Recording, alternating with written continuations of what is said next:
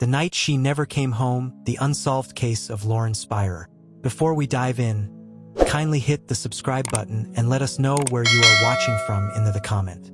It was June 2nd, 2011. Summer in Bloomington, Indiana. The kind of night where the air feels heavy but alive. For college students, summer meant freedom. No alarms, no lectures, just bars, parties, and the long echo of music spilling into the streets. Lauren Spierer was 20 years old, a bright, blonde-haired student at Indiana University, barely 5 feet tall, 80 pounds, a smile that lit up every room she walked into. That Thursday night, she dressed casually. Shorts, a white top, flip-flops, nothing unusual, but it would become the last outfit anyone saw her in. Lauren was close with her friends. That night, she decided to go out with a group of them. The first stop was a popular sports bar called Kilroy's Sports Bar, known simply as Kilroy's. It was loud, packed. Music thumped through the speakers. People shouted over the noise, laughing, drinking, dancing. Lauren blended right in. She ordered drinks. She laughed with friends. She looked like any other student enjoying a summer night. But there was one detail that mattered. Lauren had a heart condition. She also had a history of drug and alcohol use. That combination was dangerous. And as the night went on, it would matter more than anyone could imagine. At some point after 2 a.m., Lauren left the bar. Surveillance footage showed her stepping outside. She wasn't alone. She had been with friends, but now she was headed toward an apartment complex nearby. Her flip-flops were left behind. So was her phone, her purse. Almost everything she owned stayed at the bar. Why? No one really knows. Some say she was too intoxicated to care. Others wonder if she was planning to come right back. But those abandoned belongings would soon haunt investigators.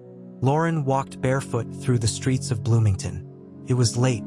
The town was quiet. Security cameras caught glimpses of her journey. Each sighting became a breadcrumb. Each minute mattered. At 2:30 a.m., she was seen with a male student named Corey Rossman. He was a friend of a friend. They walked together toward his apartment at Smallwood Plaza, a student housing complex. Witnesses said Lauren looked intoxicated. Some said she could barely walk straight. Others said she was fine, just buzzed. But the truth was already slipping into shadow. By 2:40 a.m., Lauren was inside Corey's apartment. Surveillance cameras confirmed it. But she didn't stay long. Something happened. An altercation. Corey got into a confrontation with another student in the building. Some reports say he was punched in the face, knocked out, unable to remember anything after that. Lauren left with another male friend, Michael Beth, who decided to walk her back to her own apartment. But they didn't make it. Around 3 a.m., Lauren and Michael ended up at his townhouse instead. He said she wanted to hang out there for a while. Neighbors later claimed they heard noise, thumping, maybe arguing, but it was never confirmed. Lauren texted a friend during this time, her last known communication. The words were casual, nothing alarming. But just before 4 a.m., Lauren decided to leave again. She wanted to go back to her place. She stepped outside, barefoot, without her phone, without her purse. This decision would be the most fateful of her life. A neighbor's security camera picked her up again. It was around 4:30 a.m. She was walking near the intersection of 11th Street and College Avenue. That was it. The final confirmed sighting of Lauren Spierer.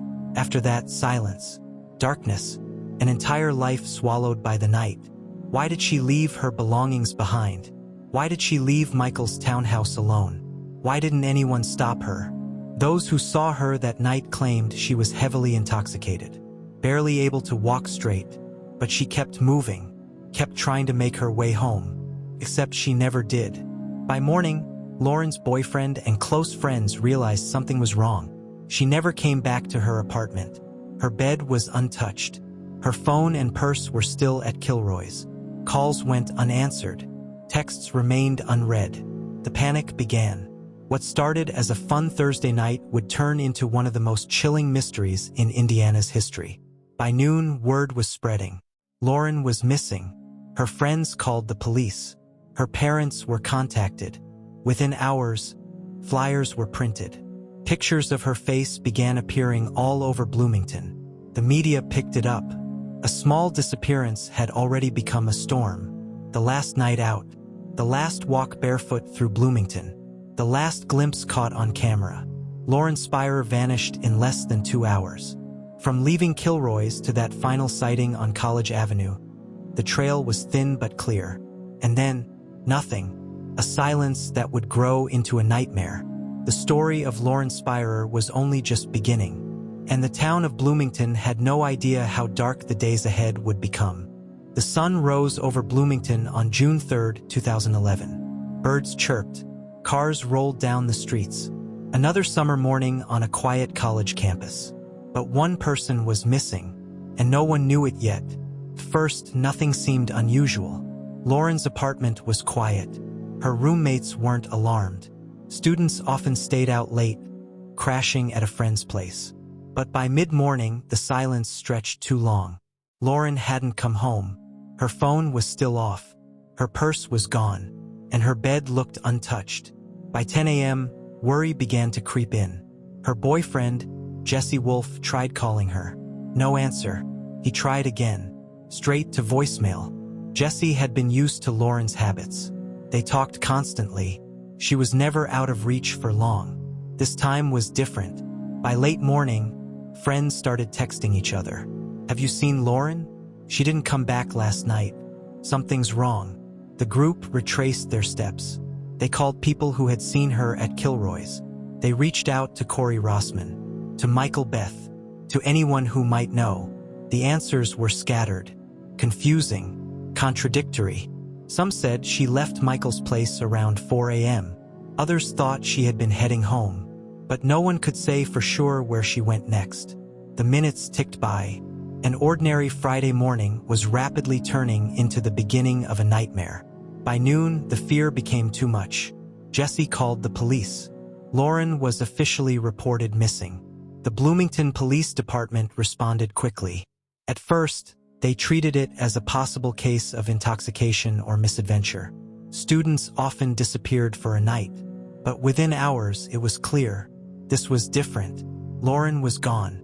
Officers began canvassing the area. They knocked on doors. They interviewed friends. They checked security cameras. Each lead painted a small part of the picture. The last confirmed sighting was near 11th Street and College Avenue around 4:30 a.m. Lauren was barefoot, alone. No phone, no purse. From that point, the trail went cold. News spread fast. By late afternoon, Lauren's parents, Charlene and Robert Spierer, drove from New York to Indiana. It was a long trip, a drive filled with dread. When they arrived in Bloomington, reality hit them hard. Their daughter was missing, and no one had answers. Charlene later recalled how surreal it felt, as if they had stepped into someone else's nightmare. But it was theirs. By the evening of June 3rd, Bloomington was blanketed with flyers. Lauren's photo, her description, 4 feet 11 inches. Blonde hair. Last seen wearing white top and black pants. Local news stations picked up the story. Within hours, it was on national outlets.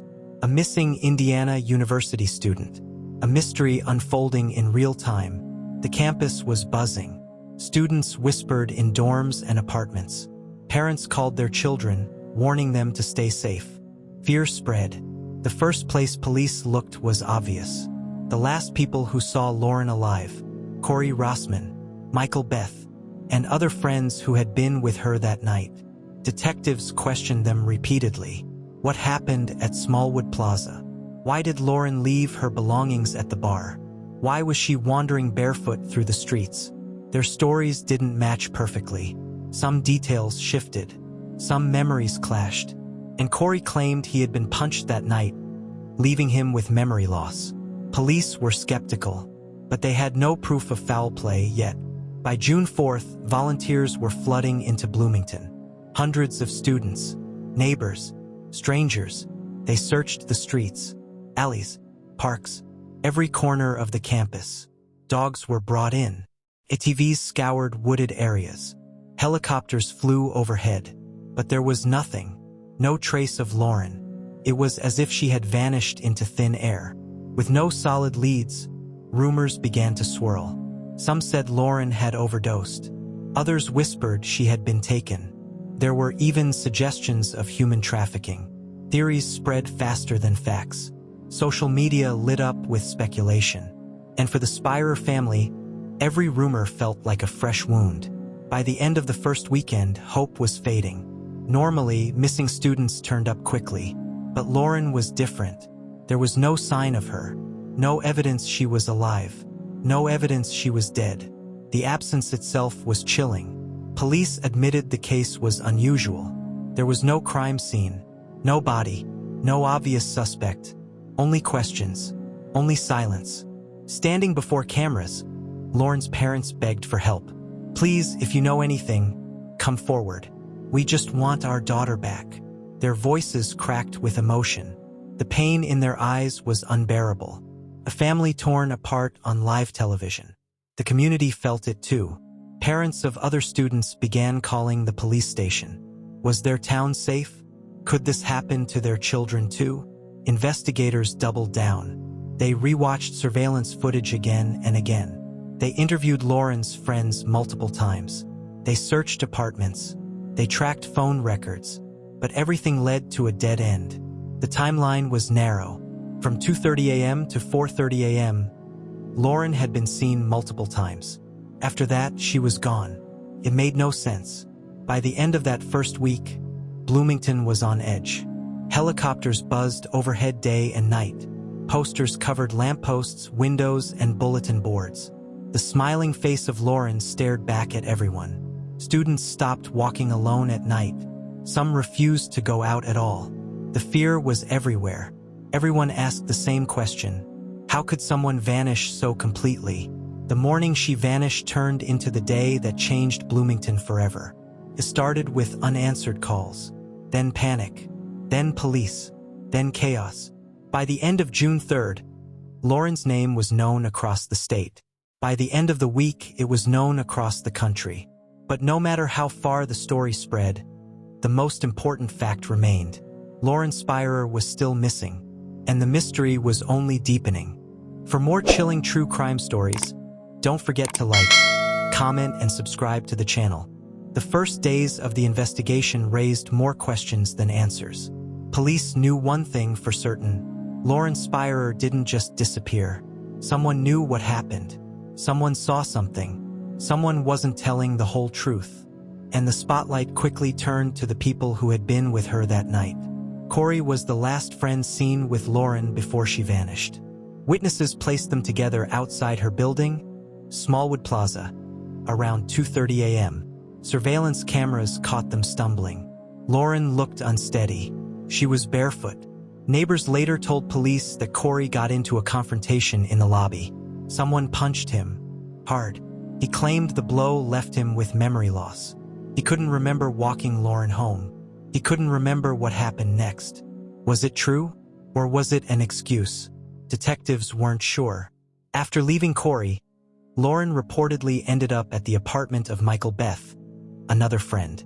Michael told investigators she stayed briefly, then left, alone, heading toward her own apartment.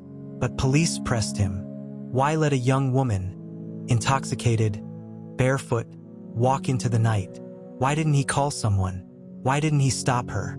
Michael insisted he thought she'd be fine. He claimed he had no reason to suspect danger. Yet his apartment was the last place Lauren was confirmed alive. That made him a critical witness, and in the eyes of many, a possible suspect. Then there was Jesse, Lauren's boyfriend. He wasn't with her that night. He had stayed home, but he quickly became part of the investigation.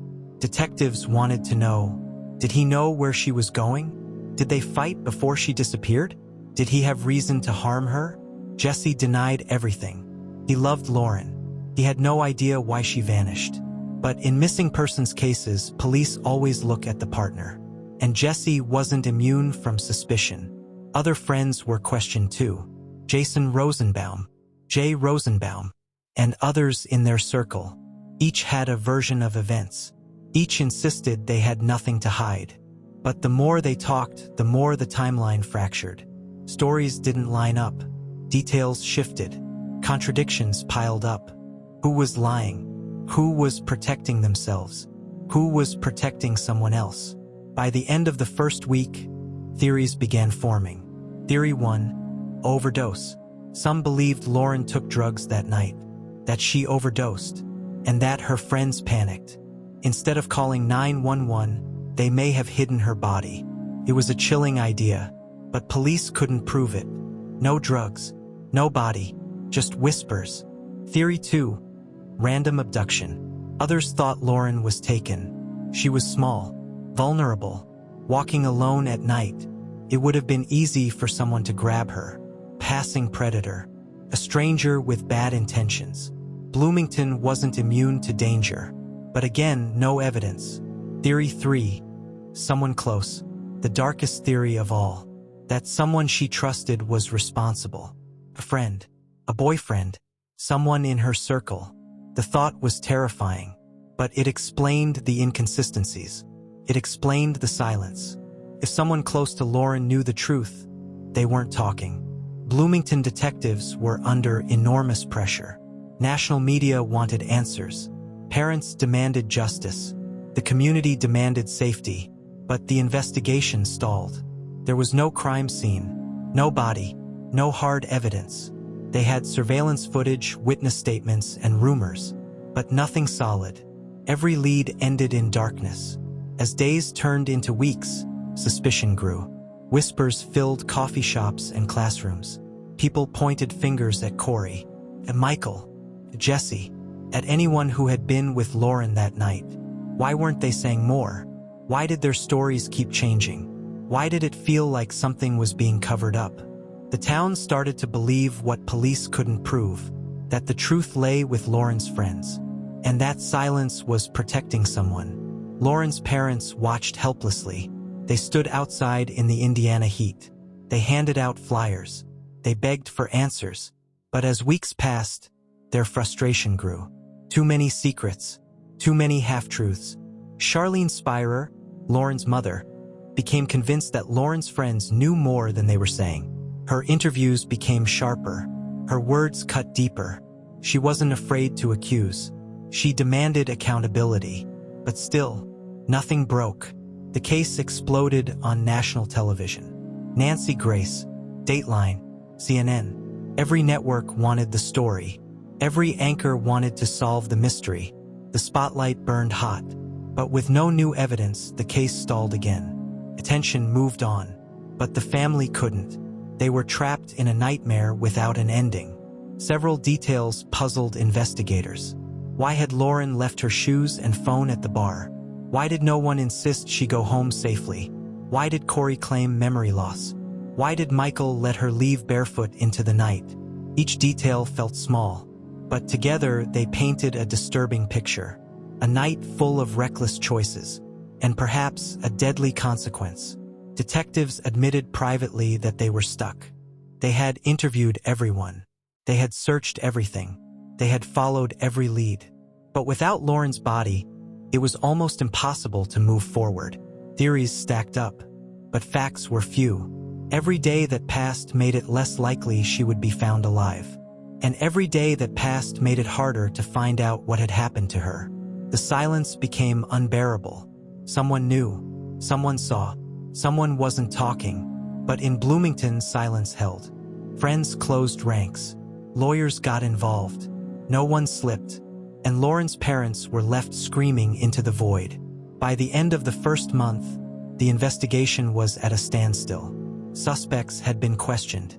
Theories had been explored.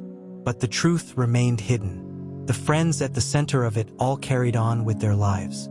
But for the Spierer family, nothing would ever be normal again. They were left with a haunting truth, that their daughter had vanished into the night. And the only people who might know why weren't talking. The mystery of Lauren Spierer was no longer just a missing persons case. It had become a riddle wrapped in silence. A story that seemed designed to never be solved. The search for Lauren Spierer never stopped, but it also never moved forward. From the moment she vanished, every lead ended in silence. Every trail turned cold, and every theory led to more confusion. Her family waited for answers, but what they received instead were rumors. For months, Bloomington became a city on edge. Flyers plastered the streets. Lauren's face stared from lampposts, coffee shops, and gas stations. Volunteers searched parks. They searched woods. They searched rivers and fields. Cadaver dogs were brought in. Helicopters circled. Tips poured in. Some claimed Lauren was seen in surrounding towns. Others swore they spotted her in different states. None were real. Each false sighting was a cruel twist of the knife. Hope sparked. Hope died. And still Lauren was gone. As weeks turned into months, whispers spread. Some said Lauren had overdosed that night, that drugs had been involved, that her friends panicked, and they covered it up.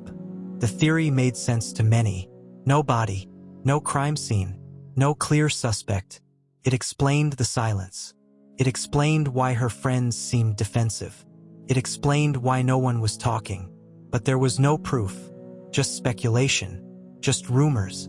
Other whispers were darker, that Lauren had been trafficked, that she had been abducted by strangers, that she had been sold into a nightmare.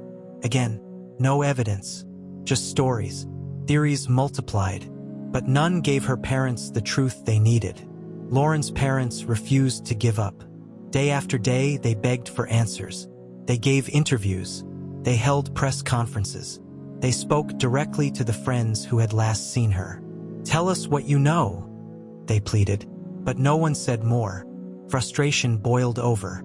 Her mother, Charlene, became outspoken.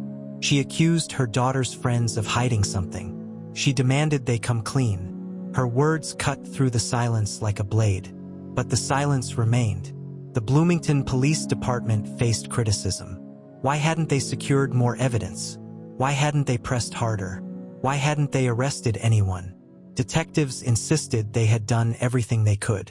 They had served over 10 search warrants. They had interviewed dozens of people. They had followed hundreds of tips. But the truth was simple. Without Lauren's body, they had nothing solid. The investigation had reached a wall, and it wasn't moving. As the years passed, the case slipped from the headlines, but not from the family's life. For them, time froze on June 3, 2011. Birthdays came and went. Holidays came and went. Lauren never came home. Detectives still received tips. Each one was chased. Each one fizzled. A car buried in the woods? Not connected. A suspicious man bragging at a bar? Nothing. Bones found in rural Indiana? Not Lauren. Each discovery gave hope. Each discovery ended in heartbreak. In 2013, the Spierer family made a bold move. They filed a civil lawsuit against some of Lauren's friends. The claim that those young men knew what happened, that they had withheld information, that their silence prevented the truth from ever being found. The lawsuit dragged the case back into the spotlight. It forced Corey Rossman and others into depositions. But even then, no confessions came. The case was eventually dismissed. The judge said there wasn't enough evidence. The silence remained intact. Over the years, other names surfaced. Convicted criminals, men with violent pasts, strangers with eerie similarities to the case. One man, Daniel Messel, was convicted of murdering another young Indiana woman. People wondered, could he have taken Lauren too? Detectives looked into it, but again, no solid link. Another name, a man with ties to organized crime. Some swore he had bragged about involvement, but when investigated, the claim fell apart. Each suspect ended the same way, with nothing. As time moved forward, the internet kept the case alive. Reddit threads, true crime forums, Facebook groups. Everyone had a theory. Everyone thought they had solved it, but none of them could prove anything. Theories swirled like smoke. Overdose cover-up, random predator, trafficking, boyfriend revenge, friend betrayal. Everyone had a theory, but no one had the truth. Through it all, Charlene Spierer became the voice of the case. Her grief was sharp. Her anger was visible. Her determination was unshakable. She wrote public letters. She spoke on television. She called out names. She refused to let the world forget her daughter. But as the years stretched on, the weight of silence grew heavier. She once said, "The people who were with Lauren that night hold the key." She believed it until the end. And many others agreed. Bloomington eventually went back to normal. New students filled the dorms. New parties filled the streets. The bars stayed open. But to the Spierers, time never moved. The city where Lauren vanished was still frozen in that night, still filled with unanswered questions. The mystery had become part of Bloomington's shadow, a story whispered but never solved. After 10 years, the truth still hadn't surfaced. The family admitted their hope of finding Lauren alive had faded, but they still wanted answers. They still wanted justice. Every anniversary brought reporters back. Every anniversary brought pain. Candles were lit. Prayers were spoken. But Lauren never came home. The case of Lauren Spierer became more than a missing persons case. It became a haunting symbol, a reminder of how quickly someone can vanish, a reminder of how silence can bury truth. Her parents never stopped searching. Detectives never officially closed the case. But year after year, the trail stayed cold, and the rumors stayed alive. Whispers of cover-ups, whispers of betrayal, whispers that the truth was close, but buried forever. By the end of a decade, one fact was clear. The answers were out there, but they weren't in the police files. They weren't in the tips. They weren't in the rumors. They were in the silence of the people who had been with Lauren that night. And until that silence broke, the mystery would remain. Lauren Spierer had vanished into the night, and for her parents, the nightmare had no ending. The question remained, would the truth ever come to light? Or would the night Lauren disappeared stay a secret forever? Lauren Spierer's disappearance is more than a missing persons case. It is a shadow that refuses to fade. Years have passed. New students have come and gone. But the night Lauren vanished still lingers like a ghost. Her story is told again and again. In classrooms, on true crime forums, on podcasts, in whispers late at night. Because Lauren's case is not just unsolved. It is unforgettable. What really happened between 2:30 a.m. and 4:30 a.m.? Why did none of her friends walk her home? Why did no one protect her? Why did cameras fail at crucial moments? Why did none of the searches uncover a trace? Why has no one broken the silence? Questions mount. Answers never come. Every theory is possible. Every theory has holes. And every theory leaves Lauren missing. One of the most haunting parts of the case is the silence of her friends. The last people to see her alive never gave more than fragments. They described the night in pieces, but their stories left gaps. Big gaps. The public has never forgiven them for that. And Lauren's parents never trusted them again. Charlene Spierer once said, "They know. They absolutely know." Those words still echo, and many believe she was right. For Lauren's parents, every day is a wound. They live in the before and after. Before June 3rd, 2011, they had a daughter with a bright future. After June 3rd, 2011, they had a mystery with no ending. They have fought for answers. They have battled rumors. They have faced heartbreak. They built a life around searching, a life around begging for truth. And yet, the silence continues. The toll is unimaginable. A parent's worst nightmare, and it never ends. Lauren's case left a scar on Bloomington. Students became more cautious. Parents worried more about their children. The town's reputation shifted. Before Lauren's disappearance, Bloomington was a college town filled with life. After, it became known for a mystery, a reminder that safety can vanish in seconds. Even now, when new students hear the story, they shiver, because the truth is terrifying. Lauren walked a familiar street, and then she was gone. Could happen to anyone. True crime has exploded in recent years, and Lauren's case is always near the top. Podcasts dissect it. TV specials revisit it. YouTube videos dive into theories. Her face is still online. Her name is still spoken. Her story still pulls people in. Because it feels unsolvable. Because it feels wrong. Because it feels like someone, somewhere, is hiding something. The media cannot let go, and neither can the audience. The most popular theory?